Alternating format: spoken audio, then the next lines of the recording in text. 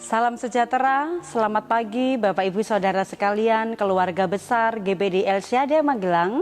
Pagi hari ini kita kembali akan merenungkan kebenaran firman Tuhan yang akan saya ambil di dalam 2 Petrus 3 ayat yang ke-11.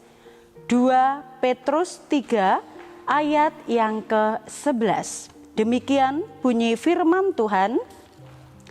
Jadi, jika segala sesuatu ini akan hancur secara demikian, betapa suci dan salehnya kamu harus hidup. Saya mencatat di dalam terjemahan bahasa Indonesia masa kini, bunyinya, karena semuanya itu akan dihancurkan dengan cara yang demikian. Bagaimanakah seharusnya kalian hidup? Kalian harus hidup suci dan khusus untuk Tuhan. Bapak Ibu Saudara sekalian, di hari-hari yang kita alami, hari-hari yang terjadi, ini mungkin membuat kita semakin merasa takut, membuat kita lemah secara jasmani, kita mungkin merasa sedih. Tetapi kalau kita belajar di dalam kebenaran firman Tuhan, pagi hari ini saya memberikan tema firman Tuhan, kejar kesucian dan kesalehan. Sekali lagi, kejar kesucian dan kesalehan. Di dalam suratan ini adalah suratan yang kedua yang dituliskan dan berisi tentang peringatan. Mengapa jemaat Tuhan diperingatkan untuk senantiasa mengejar kesucian dan kesalehan? Mengejar artinya berlari untuk menyusul, berusaha keras hendak mencapai, menginginkan dengan sungguh-sungguh. Kalau peringatan firman Tuhan ini bahwa bagaimanakah peringatan mengenai hari Tuhan yang semakin mendekat, anak-anak Tuhan diharapkan untuk semakin mengejar kesucian dan kesalehan. Dan di dalam firman ini juga Tuhan memberikan perbandingan antara kesucian, kesalehan dengan cara hancurnya dunia ini. Mengapa? Kalau dunia ini firman Tuhan berkata akan dihancurkan sedemikian rupa. Kalau kita melihat situasi yang terjadi di hari-hari ini sangat mengerikan Bapak Ibu. Namun ini belum apa-apa. Ini baru permulaan saja. Dan peringatan mengenai hari Tuhan yang mendekat, kenapa anak-anak Tuhan diajak untuk mengejar kesucian, mengejar hidup di dalam kesalehan, karena hari Tuhan yang semakin mendekat itu akan semakin nyata bagi kita, untuk kita melihat, merenungkan, dan bersiap diri, berjaga-jaga agar hidup kita berkenan di hadapan Tuhan. Peringatan mengenai hari Tuhan yang mendekat, apa tanda-tandanya di dalam pembacaan 2 Petrus 3 ini Bapak Ibu? Tanda-tandanya adalah di ayat yang ketiga. Ayat yang ketiga di sana akan tampil pengejek-pengejek. Kemudian di ayat yang kelima ada orang-orang yang sudah tidak mau lagi mengenal firman Tuhan, tidak mau tahu lagi tentang firman Tuhan. Dan di ayat yang keempat, orang-orang yang menyepelekan tentang kedatangan Tuhan dengan ucapan-ucapan, mana Tuhan katanya tidak lama lagi datang, tetapi dari dahulu kala sampai sekarang belum terlihat bahwa Tuhan itu mau datang. Hati-hati Bapak Ibu, firman Tuhan pasti digenapi. Oleh sebab itu kalau kita belajar tentang firman Tuhan, bahwa kita harus semakin suci, harus semakin saleh, karena kedatangan Tuhan sungguh tidak lama lagi. Di dalam ayat yang ke-6 dan ayat yang ke-7, bahwa tanda-tanda kedatangan Tuhan sudah semakin dekat, yaitu juga terbukti dengan nyata bumi ini akan dihancurkan. Dan kita lihat di hari-hari ini juga kehancuran bumi sudah mulai terlihat. Secara fisik kehancuran alam sudah terjadi. Namun kalau kita melihat peristiwa yang terjadi dengan virus corona ini Bapak Ibu, ini juga adalah merupakan adanya terjadi kehancuran yang lain yang dihadapi oleh semua umat manusia, bahkan sampai seluruh dunia. Ekonomi hancur, sosial hancur karena tidak lagi dapat bertemu satu dengan yang lainnya. Kesehatan hancur, banyak orang yang terancam dengan adanya virus corona ini. Lalu apa peringatan Tuhan untuk kita menghadapi hari-hari ini? Permulaan dari kehancuran dunia ini, apa peringatan Tuhan buat kita pagi hari ini? Yaitu kita harus hidup suci dan saleh di hadapan Tuhan. Mengapa kita harus suci? Mengapa kita harus saleh? Karena dunia ini akan dihancurkan.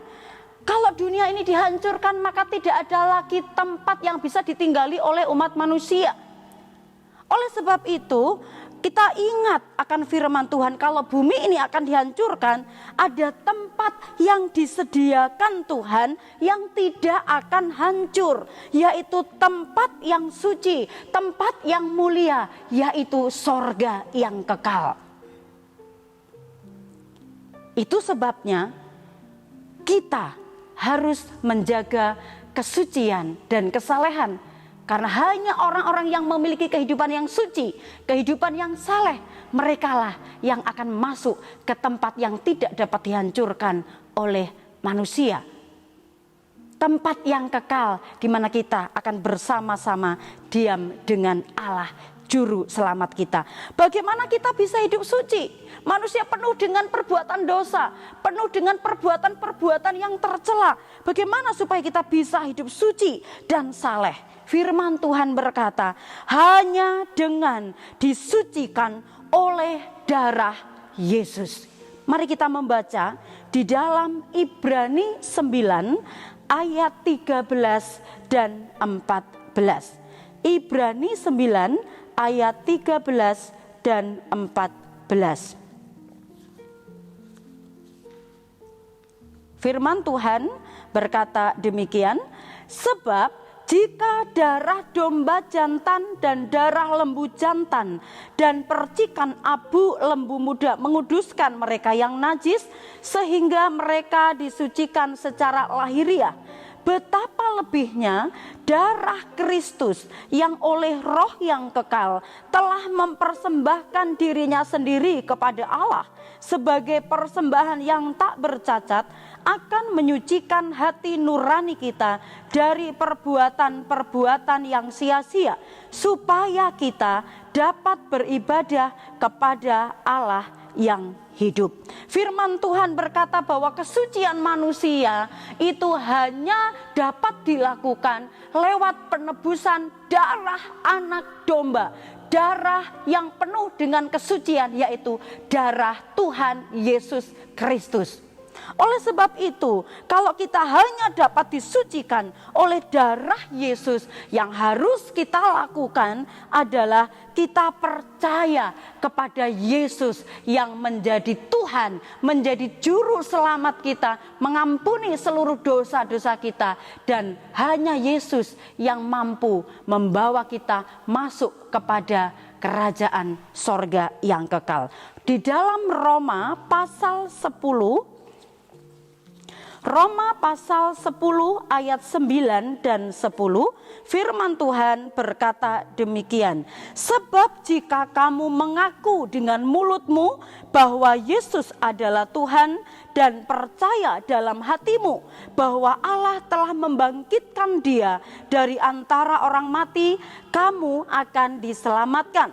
Karena dengan hati orang percaya dan dibenarkan, dan dengan mulut orang mengaku dan diselamatkan. Oleh sebab itu Bapak Ibu, mari apa yang harus kita lakukan supaya kita mendapatkan kehidupan kekal, mendapatkan tempat di kerajaan sorga itu adalah dengan kita percaya, mengaku bahwa Tuhan Yesus adalah Tuhan dan Juru Selamat yang mampu menebus kehidupan kita dari segala dosa. Kemudian yang kedua adalah yang harus kita lakukan, kita berusaha hidup tidak bercacat dan tak bernoda di hadapannya. Supaya apa? Supaya kita orang-orang yang ditebus oleh Tuhan akan bersama-sama dengan Tuhan kelak di kerajaan sorga yang kekal, dan kita mengalami kemuliaan bersama-sama dengan Tuhan kita. Dunia ini akan dihancurkan, dunia ini akan kita tinggalkan. Oleh sebab itu kita harus kudus, kita harus saleh supaya kita akan meninggalkan tempat ini dan menuju ke tempat sorga yang mulia bersama dengan Tuhan Juru Selamat kita, Yesus Kristus. Haleluya. Mari kita sama-sama berdoa. Tuhan Yesus, terima kasih buat pengampunan-Mu. Terima kasih buat keselamatan yang Engkau kerjakan bagi kami. Berikan kemampuan, kekuatan untuk kami terus dapat menjadi umat-umat-Mu yang tidak bercacat, tidak bernoda, tetapi menjadi umat-umat yang senantiasa hidup di dalam kekudusan, hidup di dalam kesalehan, karena itu yang dikehendaki oleh Tuhan, sehingga kelak kami akan mengalami perjumpaan yang indah bersama-sama dengan Engkau Juru Selamat kami. Kami mengucap syukur buat firman Tuhan, dan kami mau menyimpan firman-Mu di dalam hati kami, dan kami mau melakukannya. Kami bersyukur, berterima kasih buat firman Tuhan. Kami mengucap syukur dan berdoa terima firman ini di dalam nama Tuhan Yesus Kristus. Haleluya, puji Tuhan. Amin. Tuhan memberkati.